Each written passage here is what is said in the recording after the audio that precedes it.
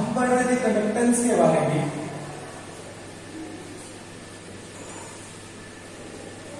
और आज का जो हमारा टॉपिक है वो है आयनिक मोबिलिटी।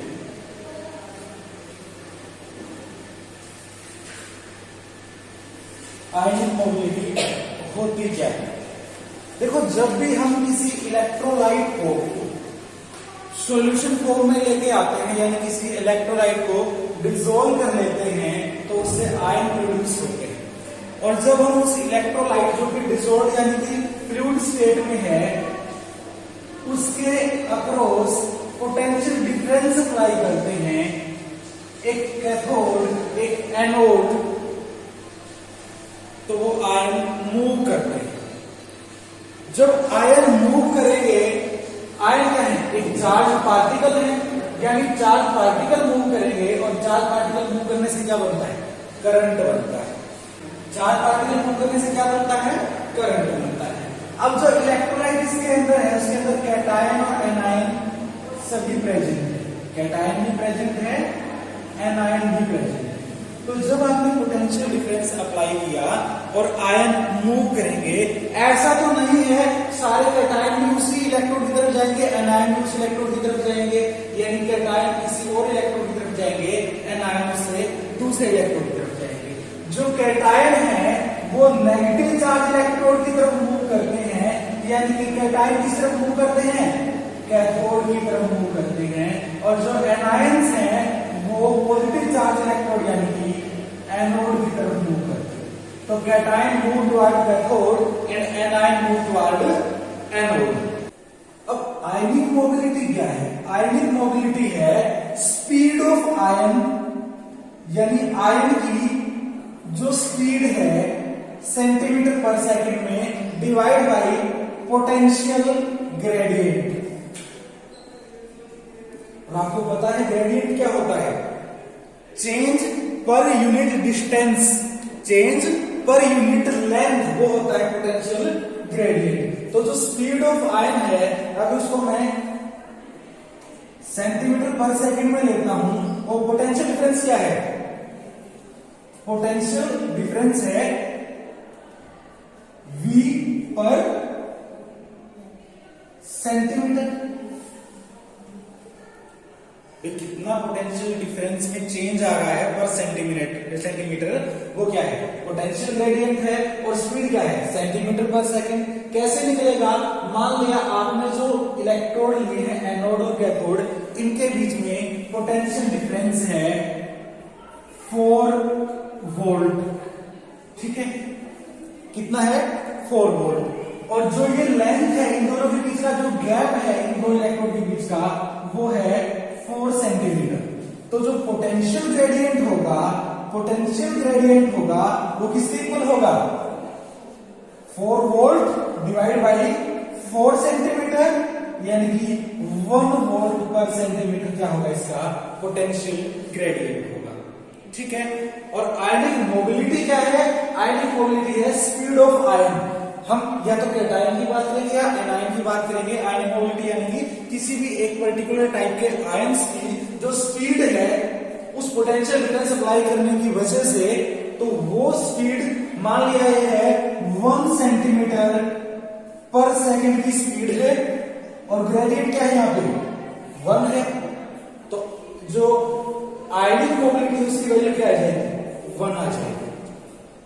मान लिया जो आयन है उनकी स्पीड है 5 सेंटीमीटर पर सेकंड, और आपका पोटेंशियल ग्रेडियंट यही है कि आपने 4 वोल्ट का पोटेंशियल डिफरेंस अप्लाई किया हुआ है 4 सेंटीमीटर के गैप पे। एक इलेक्ट्रोड यहां, दूसरा यहां, बीच का गैप कितना है? 4 सेंटीमीटर। तो per unit length, per unit distance कितना चेंज इन पोटेंशियल है? 1 वोल्ट, है ना? तो आयनिक मोबिलिटी किसके बराबर है? Speed of ion divide by potential gradient. ठीक है, तो ये तो थी आयनिक मोबिलिटी। अब है स्पीड ऑफ आयन, यानी कैसे आयन मूव करता है और आयन के मूव होने से क्या क्या चेंजेस आते हैं सिस्टम के अंदर, उसको जानने के लिए हिटोफ ने एक डिवाइस दी। हिटोर्फ ने एक डिवाइस दी थी जिसका नाम है हिटोर्फ थ्योरेटिकल डिवाइस, यानी उसने स्टडी किया कि कैसे कैसे आयन मूव करते हैं और एक मॉडल दिया, थ्योरेटिकल मॉडल। तो हिटोर्फ ने क्या किया, एक थ्योरेटिकल मॉडल दिया कि आयन ऐसे ऐसे मूव कर रहे हैं और कहां आयन की डेफिशिएंसी क्रिएट हो रही है, कहां कंसंट्रेशन बढ़ रही है, कहां कंसंट्रेशन घट रही है। तो उसको हम किसके अंदर स्टडी करते हैं, हिटोर्फ थ्योरेटिकल डिवाइस के। हिटोर्फ ने क्या किया, एक कंपार्टमेंट लिया। कंपार्टमेंट कैसा, ऐसा कंपार्टमेंट जिसके अंदर एक साइड पे तो उसने एनोड लिया और दूसरी साइड कैथोड लिया। जो एनोड है वो क्या होता है, पॉजिटिव चार्ज इलेक्ट्रोड, और जो कैथोड है वो नेगेटिव चार्ज इलेक्ट्रोड। एनोड और कैथोड के बीच में उसने दो वर्चुअल प्लेन्स माने, दो वर्चुअल प्लेन माने, एक प्लेन ये और एक प्लेन ये, ठीक है। जो पहला प्लेन था उसको उसने ए डैश माना, दूसरे प्लेन को बी डैश माना। अब एनोड के पास वाला जो पोर्शन हो गया उस डिवाइस के अंदर, इसको कह दिया एनोडिक कंपार्टमेंट, यानी इस साइड एनोड है, ये एनोड का कंपार्टमेंट है, ठीक है, और ये कैथोडिक कंपार्टमेंट, जिस साइड कैथोड है वो कैथोडिक कंपार्टमेंट। और उसने माना कि इसके अंदर जो है इलेक्ट्रोलाइट भरा हुआ है, और जो इलेक्ट्रोलाइट है उसके आयंस बन गए। आयन कैसे बन गए, उसने सपोज किया इसके अंदर क्या है, 13 आयनिक पेयर है। 13 आयनिक पेयर का मतलब 13 तो कैटायन है और 13 ही एनायन है।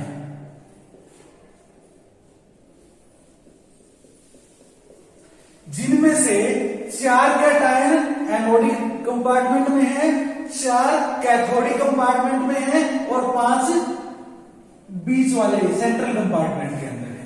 वैसे ही 4 एनायन एनोडिक कंपार्टमेंट में, 4 एनायन कैथोडिक कंपार्टमेंट में और बचे हुए 5 एनायन सेंट्रल कंपार्टमेंट में, ठीक है। ये उसने स्टार्टिंग में माना और कहा कि इसके अंदर जो मैंने एक एनोड बना लिया, एक कैथोड बना लिया।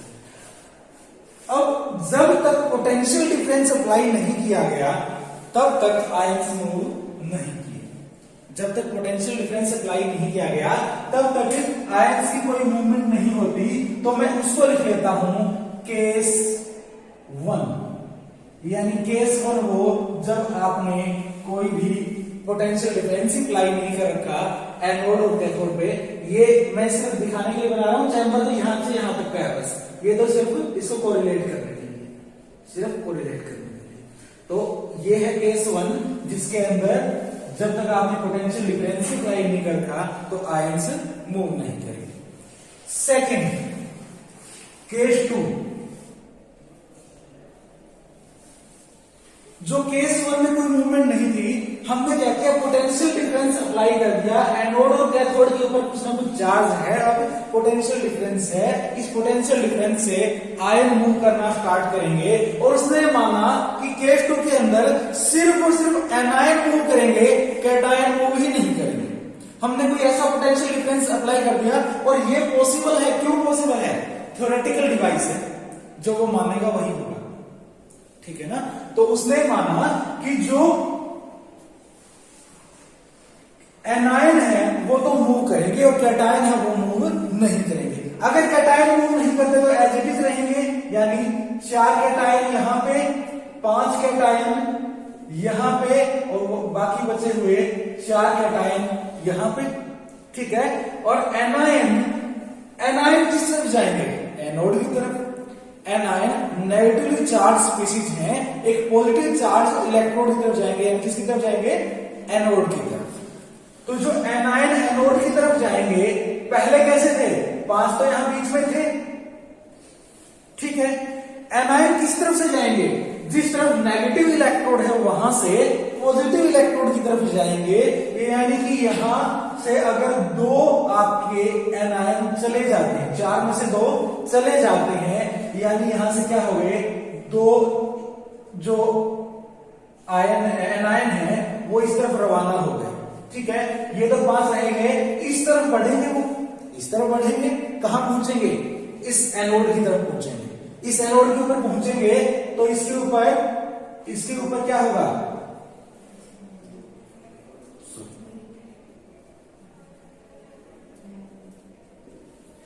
दो जो है वो इसके ऊपर डिपॉजिट हो जाए, एनायन वहां से निकले और यहां आके इस एनोड के साथ चिपक गए। ठीक है, अब यहां से ये ऑक्सीडाइज होके अगर गैस बन रही है तो गैस बन के लिबरेट हो जाएंगे, अगर मेटल बन रही है तो इसके ऊपर डिपॉजिट हो जाएंगे। डिपॉजिट और लिबरेटेड को आप अलग अलग मत समझना, उसका काम क्या है, डिपॉजिट या लिबरेटेड का मतलब क्या है कि वो जो आयन है वो इलेक्ट्रोड से जाके चिपक गए, अगर वो ऑक्सीडाइज होकर मेटल बन रहे हैं, रिड्यूस हो गए कहीं पे मेटल बन रहे हैं तो ठीक है, मेटल डिपॉजिट हो जाएगी। अगर वो ऑक्सीडाइज होकर गैस बन रहे हैं, Cl2 है, Cl नेगेटिव से Cl2 बनता है इलेक्ट्रोड पे जाने के बाद, तो गैस बनके लिबरेट भी हो सकते हैं, यानी वो अपनी मोलिकुलर फॉर्म में आ जाएंगे, न्यूट्रल फॉर्म में आ जाएंगे। ठीक है, वो डिपेंड करेगा कि वहां पे ऑक्सीडेशन होना है कि रिडक्शन होना है, वहां बोल जाएगा तो रिडक्शन होगा। तो ये नहीं सोचना है कि लिबरेटेड लिख दिया या फिर डिपॉजिटेड लिख दिया, वो एक ही बात है, चार्ज खत्म होना है वहां पे। तो दो जो आयन थे, कौन से एनायन थे, वो यहां पे आके चिपक जाएंगे, इससे चिपक गए। अब यहां पे जो कंसंट्रेशन है, 4 एनायन तो ये और 2 एनायन ये, कितने हो गए, 6 हो गए। पहले कितने थे, 4 थे। कंसंट्रेशन इंक्रीज हुई कि नहीं हुई, और यहां पे पहले 4 एनायन थे, अब सिर्फ 2 रह गए, कंसंट्रेशन डिक्रीज हुई कि नहीं हुई, यहां से जो कंसंट्रेशन डिक्रीज हुई है, ये जब एनायन मूव करते हैं तो कैथोड के पास से कंसंट्रेशन डिक्रीज होती है, कैटायन तो उतने के उतने ही है। लेकिन फैराडे लॉ ऑफ इलेक्ट्रिसिटी क्या कहता है, फैराडे कहता है कि चाहे एनोड है या cathode, equal number of ion से ही इलेक्ट्रॉन निकलेंगे या जाएंगे, यानी कि जितना चार्ज यहां से नेगेटिव चार्ज इसको मिलेगा इलेक्ट्रोड को, उतना ही चार्ज यहां से इलेक्ट्रोड आयंस को भी पास करेगा। करंट का फ्लो क्या होता है, सर्किट कंप्लीट होने का मतलब क्या होता है कि इलेक्ट्रॉन्स की मूवमेंट चल रही है, इलेक्ट्रॉन की मूवमेंट चल रही है, तो जितने एनायन यहां पे आके अपने इलेक्ट्रॉन छोड़ देंगे, उतने ही इलेक्ट्रॉन यहां जाएंगे और वो किसी स्पीशीज के ऊपर अटैक करेंगे, किसी भी स्पीशीज के ऊपर। यहां के कौन सी स्पीशीज है, कैटायंस है पास में, तो ये जो कैटायन है, कितने, 2 ही कैटायन यहां से क्या होंगे, इसके साथ चिपक जाएंगे, इसके साथ चिपक जाएंगे। तो यहां पे जो 2 आयन आए थे, यहां से तो कम हो गए 2 आयन, लेकिन यहां की तरफ बढ़े थे, वो बढ़ेंगे नहीं, एक्चुअल में क्या हो जाएंगे, वो या तो डिपॉजिट हो जाएंगे मेटालिक फॉर्म में, या फिर लिबरेट हो जाएंगे। भाई गैस बनेगी या प्योर मॉलिक्यूल बन जाएंगे, उनके जो इसके साथ अटैच हो जाएंगे, ऐसा तो नहीं कि वो आयनिक फॉर्म में रहेंगे। भाई इसके ऊपर आकर उसने चार्ज क्या कर दिया, अपना लूज कर दिया। तो ये जो हम ये सोच रहे थे कि यहां से आयन आके यहां कंसंट्रेशन घटा के यहां बढ़ रही है, एक्चुअल में बढ़ नहीं रही, ये कंसंट्रेशन तो उतनी ही रहेगी, ये जो आयनिक फॉर्म है तो उतनी ही रहेगी, ये आयनिक फॉर्म में नहीं रहेंगे, इसके साथ चिपक गए।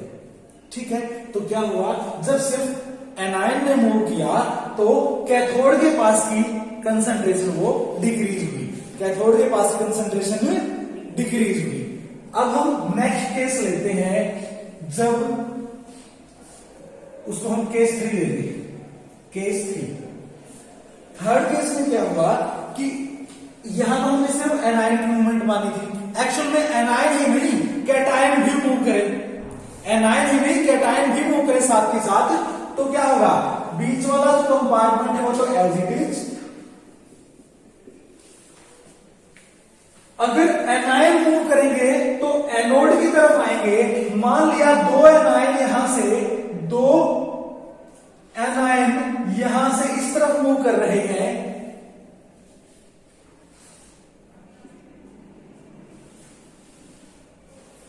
तो दो एनायन तो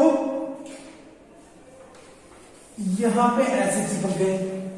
वैसे ही कैटायन जो मूव कर रहे हैं, तो यहां से दो कैटायन गए, दो कैटायन यहां से उस तरफ गए, तो दो कैटायन यहां पे एज इट इज 1 2 3 4, और जो ये दो कैटायन है वो कहां चले गए, यहां चले गए। ठीक है, लेकिन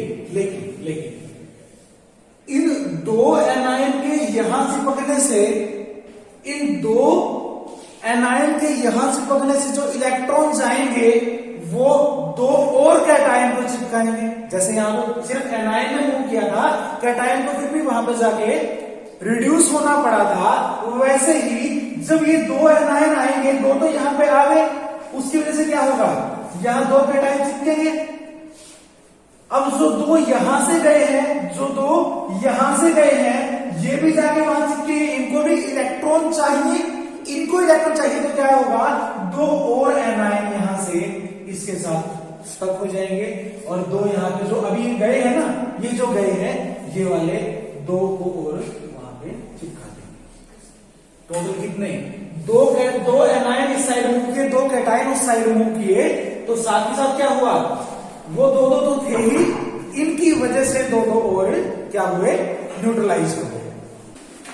यानी कि जब कैटायन और एनायन दोनों मूव करते हैं तो भी नंबर ऑफ आयंस कैटायन और एनायन इक्वल लिबरेट होते हैं।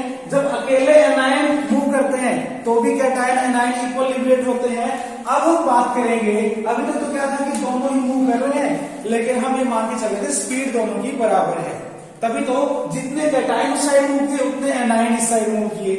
अगर हम कुछ ऐसा केस माने, ऐसा केस देखें जिसको मैं केस 3 से रिप्रेजेंट करूं, नहीं केस 4 से रिप्रेजेंट करूं, जिसके अंदर कैटायन की स्पीड ज्यादा हो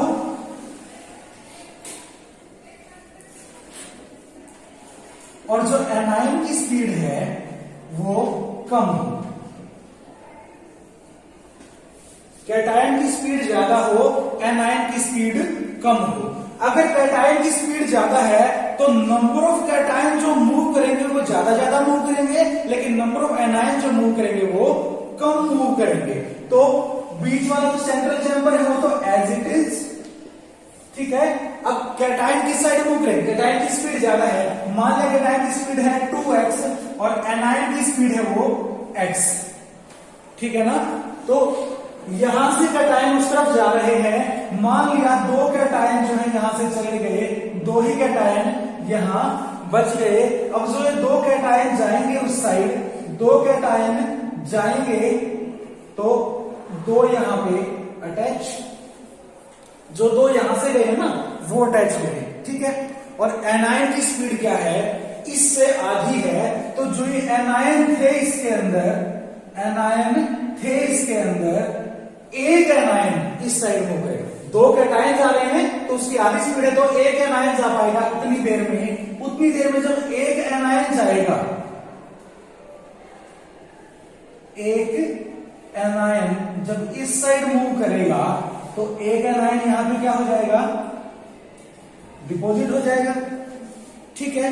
लेकिन इन दो कैटायन को तो न्यूट्रलाइज होना है, दो कैटायन को न्यूट्रलाइज होना है तो दो एनायन और डिपॉजिट होंगे, और इस एक एनायन को जो यहां पे पहले डिपॉजिट हो गया, इसकी वजह से एक कैटायन और यहां पे डिपॉजिट होगा, ठीक है ना। तो जितने यहां पे डिपॉजिट हो रहे हैं उतने ही यहां पे डिपॉजिट होंगे। अगर स्पीड कम ज्यादा है तो भी, अगर स्पीड बराबर है तो भी, अगर कोई इनमें से एक ही मूव कर रहा है तो भी, जो कैटायन और एनायन है वो इक्विवेलेंट अमाउंट में यानी इलेक्ट्रॉन इक्वल होंगे। किसी में डबल +2 चार्ज है, किसी में -1 चार्ज है, ओनली और इक्विवेलेंट देखना है, टोटल चार्ज देखना है, नंबर ऑफ आयंस किसके हिसाब से, चार्ज के हिसाब से। तो इक्विवेलेंट जो चार्ज है वो यहां से लिबरेट होगा नेगेटिव चार्ज, और यहां पे इन कैटायंस को क्या करेगा, न्यूट्रलाइज करेगा। ये चीज आई समझ में। यानी उसने जो थ्योरेटिकल डिवाइस मानी हिटोफ ने, उसने पहले तो ऐसा केस लिया केस 1 कि कोई पोटेंशियल डिफरेंस लगाया नहीं, पोटेंशियल डिफरेंस नहीं लगाया तो आयन मूव नहीं करेंगे। फिर उसने माना केस 2, जब उसने सिर्फ एनायन को तो मूव करने दिया, कैटायन मूव नहीं किए। जब कैटायन मूव नहीं किए तो एनायन इस तरफ आएंगे, यहां लिबरेटेड या डिपोजिट होंगे, और जितने एनायन यहाँ पे लिबरेट या डिपोजिट होंगे उतने ही यहाँ पे न्यूट्रलाइज कैटायन भी हो जाएंगे इस इलेक्ट्रोड पे। फिर उसने केस 3 की बात की। केस 3 के अंदर इसने क्या किया जी, जो कैटायन और एनायन की स्पीड बराबर है तो जितने कैटायन उस तरफ जाएंगे उतने एनायन इस तरफ आएंगे, जितने कैटायन उस तरफ जाएंगे उतने तो वहां डिपोजिट होंगे, जितने एनायन इस तरफ आएंगे उतने तो यहां डिपोजिट होंगे, और साथ में इनके जाने की वजह से जितने एनायन इस तरफ आए हैं उतने कैटायन वहां डिपोजिट होंगे, जितने कैटायन उस तरफ गए हैं उतने एनायन यहां डिपोजिट होंगे। और केस 4 जो हमने देखा उसके अंदर कैटायन की स्पीड तो डबल थी, एनायन की स्पीड कैटायन वाली से आधी थी, ठीक है। तो उस केस में मान लिया कि 2 कैटायन उस तरफ जा रहे हैं तो, और 1 एनायन इस तरफ आ रहा है, तो टोटल 3 आयन यहां पे और 3 आयन वहां पे डिपोजिट या फिर लिबरेटेड होंगे, ठीक है। तो इनसे एक चीज और सामने आई कि जब आयन्स चलते हैं, मूव करते हैं, तो आयन की डेफिशिएंसी कहां क्रिएट होती है, अपोजिट इलेक्ट्रोड के ऊपर। अगर एनायन मूव कर रहा था, अगर एनायन मूव कर रहा था तो किसके जगह डेफिशिएंसी क्रिएट हो रही थी, कैथोड के पास। अगर कैटायन उस तरफ मूव कर रहा है तो डेफिशिएंसी कहां, एनोड के ऊपर, ठीक है। तो deficiency in concentration arise on electrode from which ions are moving away। जिस इलेक्ट्रोड से आयन दूर जा रहे हैं ना, डेफिशिएंसी उस इलेक्ट्रोड पे होगी। तो कैटायन के मूव करने से, कैटायन के मूव करने से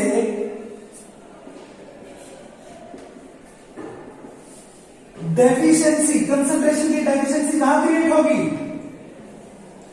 कहां क्रिएट होगी, कैटायन मूव करने से एनोड के ऊपर। कैटायन मूव करने से कहां होगी, एनोड के ऊपर, यानी कि एनोडिक चैम्बर में से। और एनायन के मूव करने से डेफिशिएंसी कहां क्रिएट होगी, कैथोडिक चैम्बर में से, यानी कैथोड पे से, यानी दूसरे वाला जो इलेक्ट्रोड है, जो कैटायन है वो कैथोड की तरफ जा रहे हैं तो डेफिशिएंसी किस तरफ हो रही होगी, एनोड की तरफ। एनायन एनोड की तरफ जा रहे हैं तो डेफिशिएंसी कहां क्रिएट कर रहे होंगे, कमी कहां रह गई आयंस की, कैथोड के ऊपर। इतना समझ आया। ये थी हिटोफ थ्योरेटिकल डिवाइस। और ये हमने वो केस देखा है जिसके अंदर हमें मान के चलते हैं कि जो हमारे इलेक्ट्रोड हैं, यानी एनोड और कैथोड हैं, उनका मटेरियल ऐसा नहीं है जो हमारे इलेक्ट्रोलाइट से रिएक्शन करता हो, यानी कि नॉन अटैकेबल इलेक्ट्रोड है। ऐसे इलेक्ट्रोड जिनके ऊपर हमारे इलेक्ट्रोलाइट की कोई केमिकल रिएक्शन नहीं होती, जस्ट इलेक्ट्रोलाइट या तो डिपोजिट होगा या लिबरेट होगा, इलेक्ट्रोलाइट ही मूव करेगा। जो इलेक्ट्रोड है वो क्या है, नॉन रिएक्टिंग है इनके लिए, ठीक है। तो यहां से हमें ये कंक्लूजन सीधा सीधा मिल गया कि जो आयन मूव करेगा वो डेफिशिएंसी कहां क्रिएट कर रहा होगा, उस इलेक्ट्रोड पे जहां से वो आया है, यानी जिससे वो रिपेल होता है, ठीक है ना। दूसरा कि चाहे एक आयन मूव करे, दोनों आयन मूव करें, किसी की स्पीड किसी ज्यादा हो, किसी की स्पीड कम हो, लेकिन जो एनोड और कैथोड हैं उनके ऊपर तो equivalent amount he deposit and liberate होंगे, ठीक है। ये दो कंक्लूजन हिटोफ की थ्योरेटिकल डिवाइस से हमें मिलते हैं। हमने आयनिक मोबिलिटी पढ़ी, क्या होती है, यानी speed of ion divide by potential gradient, ठीक है। अब यहां से जो डेफिशिएंसी वाली बात है कि कितनी कंसंट्रेशन में डेफिशिएंसी आती है, उसका स्पीड से क्या रिलेशन है, आयन की स्पीड से क्या रिलेशन है वो देखते हैं। देखो, fall in concentration around anode, anode के आसपास जो कंसंट्रेशन कम हो रही है वो किसके मूवमेंट की वजह से हो रही है, एनोड के आसपास। एनोड कौन सा है, ये एनोड यानी पॉजिटिव चार्ज इलेक्ट्रोड, किसकी मूवमेंट की वजह से यहां पे डेफिशिएंसी क्रिएट हो रही है, कैटायंस की मूवमेंट, क्योंकि कैटायन उस तरफ मूव कर रहे हैं, is directly proportional to speed of cation. ठीक है, and fall of concentration around cathode, cathode के पास जो कंसंट्रेशन या इलेक्ट्रोलाइट की डेफिशिएंसी क्रिएट हो रही है वो किसकी वजह से हो रही है, क्योंकि यहां से एनायन दूर जा रहे हैं, कैथोड से एनायन दूर जा रहे हैं, तो किसकी वजह से, स्पीड ऑफ एनायंस। ठीक है ना, कि एनोड के अराउंड जो कंसंट्रेशन गिर रही है वो कैटायन की मूवमेंट से है, और कैथोड के अराउंड जो कंसंट्रेशन गिर रही है, कंसंट्रेशन कम हो रही है आयंस की, वो एनायंस की मूवमेंट की वजह से। ठीक है, अगर हम इसका रेशो लेते हैं, अगर हम इसका रेशो लेते हैं तो हमारी इक्वेशन ये बनेगी, falling concentration around anode divide by falling concentration around cathode equal to speed of cation divide by speed of anion. ठीक है, अब बात करते हैं ट्रांसपोर्ट नंबर की, ये समझ आया, ट्रांसपोर्ट नंबर, ये वो ट्रांसपोर्ट नहीं है जिसमें सामान की ढुलाई होती है, ये वो ट्रांसपोर्ट है जिसमें आयंस की ढुलाई होती है, कैटायन और एनायन। अभी हमने हिटोफ की वर्टिकल डिवाइस देखी थी, अब हम कोई छोटा सा चैम्बर मान लेते हैं, ये दो इलेक्ट्रोड, ये एनोड ये कैथोड, और बीच में आपके पास आयंस ही आयंस। ठीक है, इलेक्ट्रोलाइट है बीच में। ट्रांसपोर्ट नंबर क्या होता है, देखो जब भी आयन मूव करेंगे यानी चार्ज पार्टिकल मूव करेंगे तो करंट होगा, करंट होगा, और करंट कैरी करने वाले कौन होंगे, आयंस होंगे। तो कितना फ्रैक्शन करंट का पर्टिकुलर टाइप के आयंस कैरी कर रहे हैं वो है उसका ट्रांसपोर्ट नंबर, यानी transport number n for cation means Nc is equal to current carried by cation divided by total current। ठीक है, कि कितना कैटायन ने करंट कैरी किया डिवाइड बाई टोटल करंट। और किसी इलेक्ट्रोकेमिकल अरेंजमेंट के अंदर जो करंट कैरी होता है वो कैरी करने वाले कौन है, सारे के सारे आयंस हैं, या तो कैटायन या फिर एनायन। तो अगर मैं एनसी की बात कर रहा हूं, current transport number of cation, तो ट्रांसपोर्ट नंबर ऑफ एनायन क्या होगा, current carried by anions divide by total current. अब ये टोटल करंट क्या है, टोटल करंट है current carried by cation and current carried by anion दोनों का सम। टोटल करंट क्या है, current carried by cation and carried by anion उन दोनों का सम।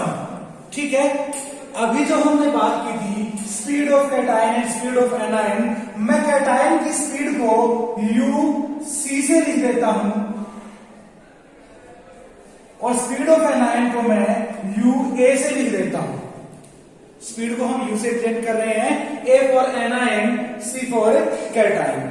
अब कितना करंट कोई आयन कैरी करेगा, कितना करंट कोई आयन कैरी करेगा वो किस पर डिपेंड करेगा, उसकी स्पीड के ऊपर, उसकी स्पीड के ऊपर ही डिपेंड करेगा। भाई एक आयन है वो 2 मिनट में यहां से लेके वहां तक पर जाता है। और करंट क्या होता है?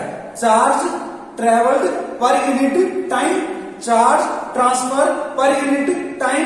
एक तो 2 मिनट में जाता है, यानी टाइम तो बढ़ गया नीचे वाला, चार्ज तो उतना ही जितना उस पार्टिकल पे है जब तक वो जाएगा।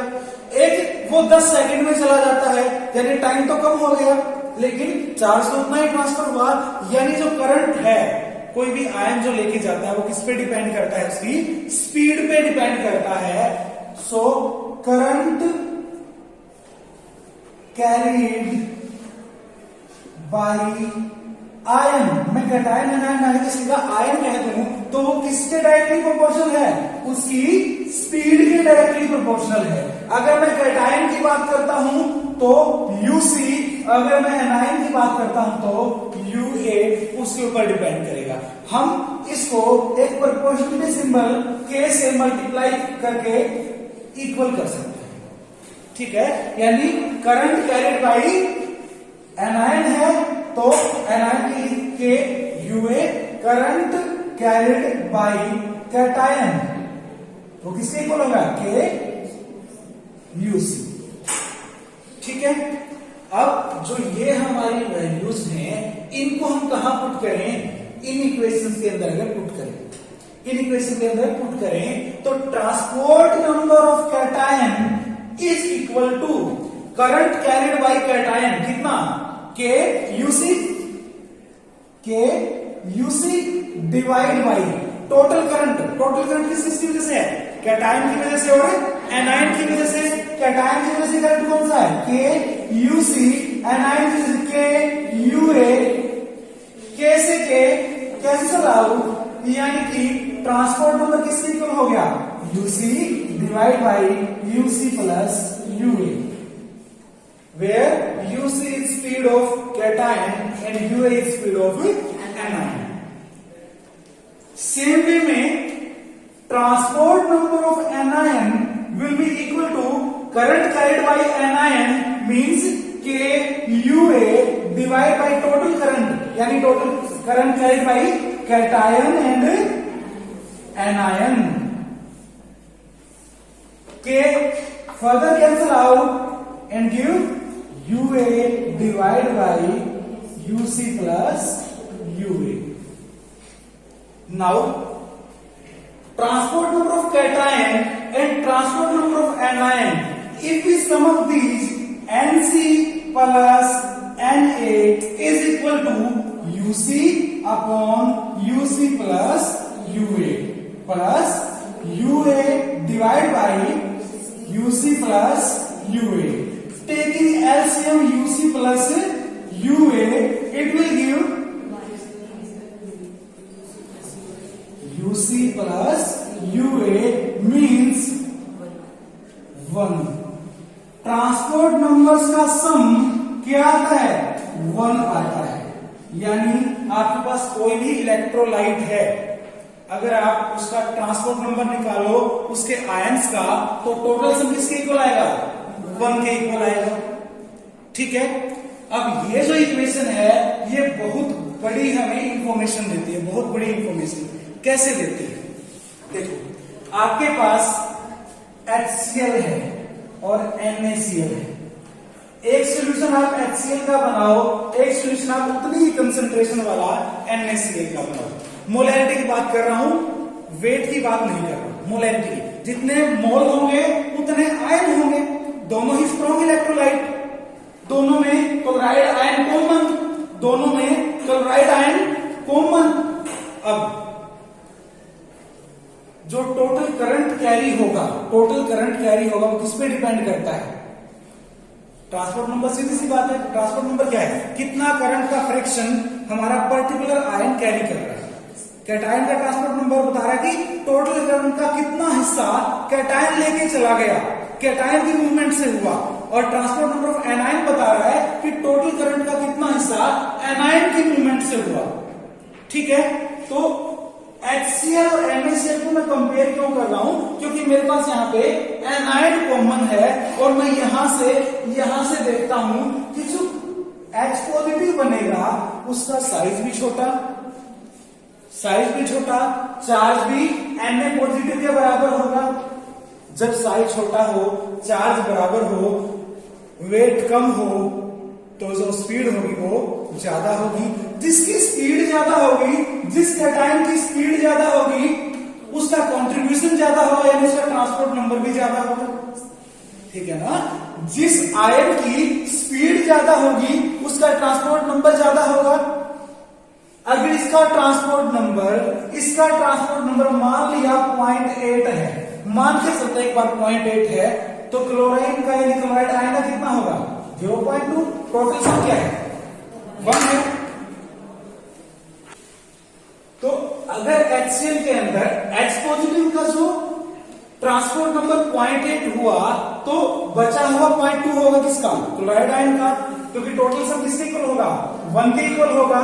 जब इसका ट्रांसपोर्ट नंबर ज्यादा है, इसका कम है, यहां पे अगर मैं NaCl देखता हूं, NaCl में जो कैटायन है उसका वजन ज्यादा है, उसकी स्पीड कम है। जब उसकी स्पीड कम है तो स्पीड कम होगी तो ट्रांसपोर्ट नंबर भी क्या होगा?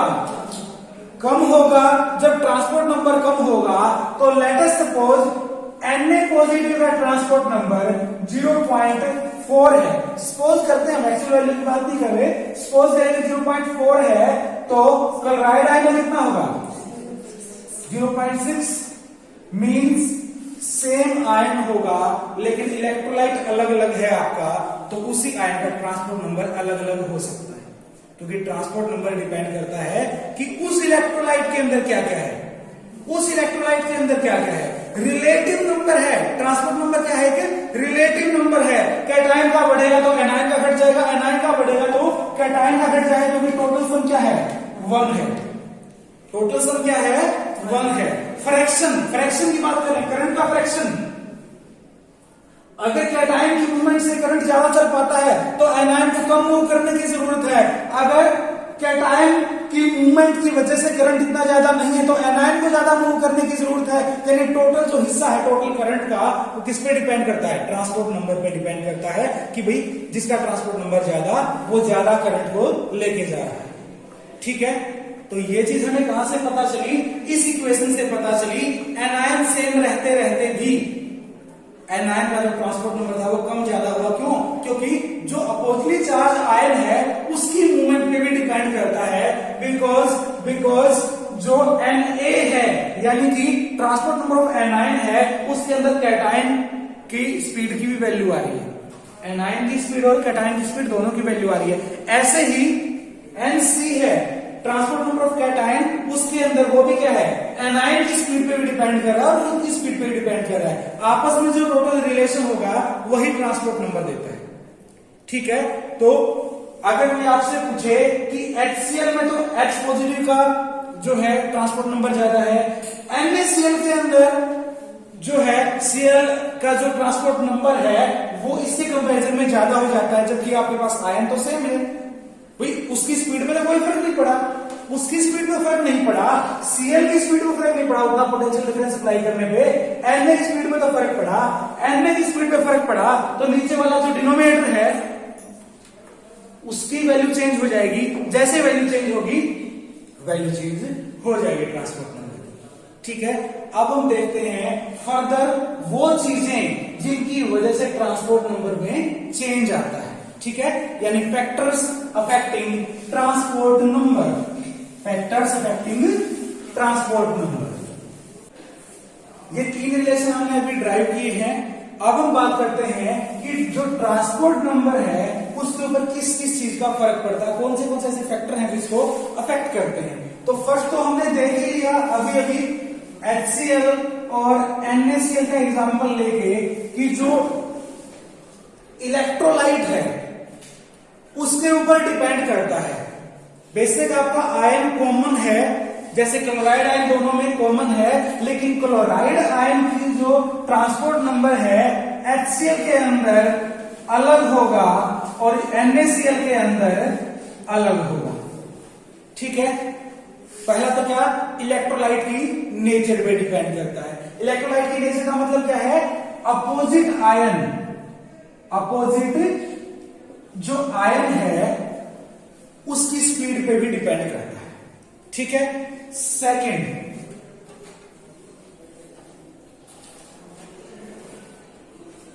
कॉम्प्लेक्सेशन। कॉम्प्लेक्सेशन क्या है? जब भी आपने कोई इलेक्ट्रोलाइट डिसोल्व कर रखा है तो उस टाइम आयंस होंगे।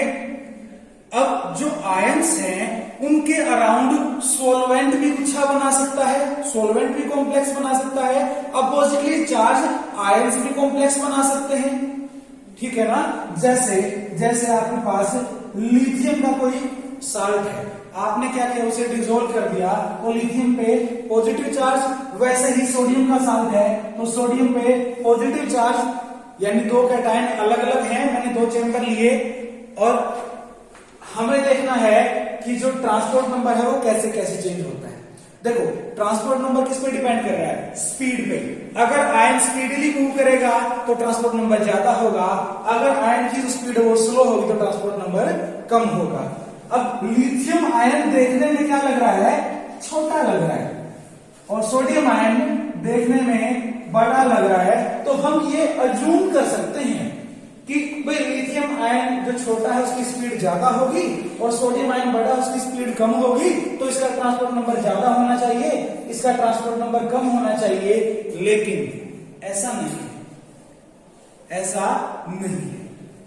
क्यों नहीं है ऐसा? देखो लिथियम का साइज छोटा है, चार्ज कितना? +1। सोडियम का साइज इससे बड़ा है, चार्ज +1। जब चार्ज सेम है और साइज कम ज्यादा है तो जो चार्ज डेंसिटी है वो लिथियम पे ज्यादा, सोडियम पे चार्ज डेंसिटी कम। जिसकी चार्ज डेंसिटी ज्यादा होती है वो अच्छे से सोलवेट हो जाता है, हाइड्रेट हो जाता है सॉल्यूशन के अंदर। और जब लिथियम बहुत सारे वाटर को अपने अराउंड चिपका लेगा, यानी कि यहाँ पे हाइड्रेटेड कॉम्प्लेक्स बना लेगा, तो लिथियम का जो इफेक्टिव साइज है लिथियम आयन का वो बड़ा हो जाएगा। सोडियम जिसके ऊपर चार्ज तो इतना ही है लेकिन साइज थोड़ा ज्यादा है, तो चार्ज को थोड़ा सा अपने अंदर एसिमिलेट कर लेता है। थोड़े से चार्ज की वजह से कुछ एक जो सोलवेंट मॉलिक्यूल हैं उनके साथ वो कॉम्प्लेक्सेशन करता है। 2 वाटर और 1 सोडियम वेट कम होगा, 4 वाटर और 1 लिथियम वजन ज्यादा होगा, तो इसकी मूवमेंट उस सॉल्यूशन के अंदर स्लो हो जाएगी। इसकी मूवमेंट उतनी स्लो नहीं हो पाएगी कॉम्प्लेक्सेशन से। तो कॉम्प्लेक्सेशन का बहुत बड़ा इफेक्ट आता है क्योंकि वो टोटल साइज भी बड़ा कर देता है और उसका वजन भी इंक्रीज कर देता है, और चार्ज तो उतना ही रहेगा। तो पोटेंशियल डिफरेंस तो किसको? चार्ज को आगे पीछे लेके जा रहा है। अगर चार्ज बल्कि होगा, हैवी होगा, उतना ही चार्ज एक हैवी स्पीसीज का होगा, स्पीड कम होगी। उतना ही चार्ज एक लाइटर स्पीसीज का होगा तो स्पीड ज्यादा होगी। यानी कि कॉम्प्लेक्सेशन बहुत बड़ा अफेक्ट करता है इसके। Third one is temperature. Temperature increase करने से क्या होता है? टेम्परेचर इंक्रीज करने से always speed of ions increase करती है, ठीक है। अब इसको समझने के लिए हम पहले मैथमेटिक्स का सहारा लेंगे जिससे चीजें ज्यादा क्लियर होंगी। लेट अस सपोज हमारे जो कैटायन है, कैटायन की स्पीड है 3 सेंटीमीटर पर सेकेंड और एनायन की जो स्पीड है वो है 2 सेंटीमीटर पर second. Initial when temperature is T1, हमने क्या किया? टेम्परेचर बढ़ा दिया। टेम्परेचर बढ़ाने पे जो कैटायन है, कैटायन की स्पीड हो गया मान लिया 30 सेंटीमीटर पर सेकेंड, और जो एनायन की स्पीड है वो भी बढ़ेगी, मान लिया 25 सेंटीमीटर पर सेकेंड, ठीक है। स्पीड बढ़नी है एग्जैक्टली उसी रेशो में बढ़ेगी इससे पहले, ये तो जरूरी नहीं है। जब वो जरूरी नहीं है तो क्या होगा? इसकी भी स्पीड बढ़ी, इसकी भी स्पीड बढ़ी, तो क्या हो गया, स्पीड बढ़ गई। अब स्पीड बढ़ने के साथ देखो क्या होता है, यहां पे ट्रांसपोर्ट नंबर निकालते हैं, यहां ट्रांसपोर्ट नंबर निकालते हैं, क्या कहते हैं एनायन का। एनायन का कितना हो गया 2 डिवाइड बाई 2 प्लस 3 5। यहां पे देखते हैं एनायन का क्या हो गया 25 डिवाइड बाई 55। ठीक है, चेंज हुआ। ये तो मैंने ऐसी कंडीशन ली जिसके अंदर काफी डिफरेंट था इनके अंदर चेंज, बट कभी भी ऐसा नहीं होता। जितनी स्पीड एक कैटायन की बढ़ती है टेम्परेचर इंक्रीज करने पे, लगभग उतनी स्पीड एनायन की बढ़ती है। तो कुछ ऐसे होगा कि अगर ये 30 है तो ये 29 होगा। ठीक है, उस केस में देखो क्या हो जाएगा, उस केस में देखो क्या हो जाएगा 29/59 अप्रोक्सीमेटली कितना 1/2 अप्रोक्सीमेटली। ठीक है, और ये कितना 0.4, ये 0.4, ये 0.49। ठीक है, अब जैसे जैसे स्पीड इंक्रीज होगी यानी टेम्परेचर आप इंक्रीज करते जाओगे, जैसे जैसे टेम्परेचर बढ़ेगा यूसी की वैल्यू भी इंक्रीज होगी, यूए की वैल्यू भी इंक्रीज होगी। ठीक है, जब टर्म छोटी हैं उनके बीच के छोटे गैप में भी बड़ा फ्रैक्शन चेंज आता है। ठीक है ना, जब टर्म छोटी है तो उनके बीच का सेम डिफरेंस, जैसे कि 3 और 2 में कितना सिर्फ 1 सेंटीमीटर पर सेकेंड का डिफरेंस था, तो फ्रैक्शन बहुत ज्यादा था 0.4 था। लेकिन जब ये स्पीड बड़ी हो जाएगी, तो भी गैप लगभग इतना ही रहे, यानी कि 2 और 3 और 1002 और 1003। ठीक है ना, अब देखो 1002 डिवाइड बाई 1002 प्लस 1003, और यहां पे 2 डिवाइड बाई 2 प्लस 3, यहां पे तो 2/5 जो कि 0.4 है, और यहां पे क्या हो रहा है लगभग इसका दुगना ही है, यानी किसको अप्रोच करने जा रहा है, ये अप्रोच करने जा रहा है 1/2 को। यानी जब भी टेम्परेचर बढ़ाओगे तो जो ट्रांसपोर्ट नंबर है वो किसको अप्रोच करेगा 1/2 को अप्रोच करेगा, 0.5 को अप्रोच करेगा। एक और बात निकल के आती है कि जब टेम्परेचर इंक्रीज करते हैं तो आयंस की स्पीड बढ़ती है, और आयंस की स्पीड बढ़ती जाती है कब तक बढ़ती जाएगी, जो आपका ट्रांसपोर्ट नंबर ऑफ कैटायन है वो भी 0.5 को अप्रोच करेगा, और ट्रांसपोर्ट नंबर ऑफ एनायन है वो भी 0.5 को अप्रोच करेगा। अगर किसी का ट्रांसपोर्ट नंबर जब टेम्परेचर कम था, जब T1 टेम्परेचर पे अगर कैटायन का ट्रांसपोर्ट नंबर 0.8 है, तो जैसे जैसे टेम्परेचर इंक्रीज करोगे ये डिक्रीज होके 0.5 को अप्रोच करेगा, और उसी टेम्परेचर के ऊपर जब एनायन का ट्रांसपोर्ट नंबर 0.2 है, टेम्परेचर बढ़ने पे ये भी 0.5 को अप्रोच करेगा, यानी कि इंक्रीज होगा। जिसका ट्रांसपोर्ट नंबर 0.5 से कम होता है, टेम्परेचर इंक्रीज करने पर उसका ट्रांसपोर्ट नंबर बढ़ता है। जिसका जो ट्रांसपोर्ट नंबर है वो पहले से ही ज्यादा होता है, टेम्परेचर इंक्रीज करने पे वो डिक्रीज होकर 0.5 को अप्रोच करता है। एक्चुअली करेंगे कौन से तरफ, दोनों के दोनों 0.5 की तरफ अप्रोच करना स्टार्ट कर देंगे। जब एक का ट्रांसपोर्ट नंबर घटता है दूसरे का अपने आप बढ़ जाता है, एक का बढ़ता है दूसरे का अपने आप घट जाता है।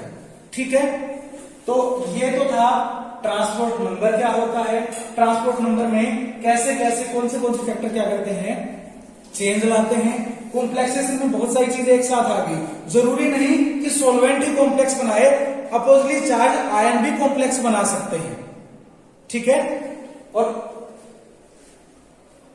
आयनिक मोबिलिटी देख ली, हिटोफ की थ्योरेटिकल डिवाइस देख ली, जिसके अंदर हमने नॉन अटैकेबल इलेक्ट्रोड की बात की, यानी ऐसे इलेक्ट्रोड जो खुद से रिएक्शन नहीं करते इलेक्ट्रोलाइट के साथ।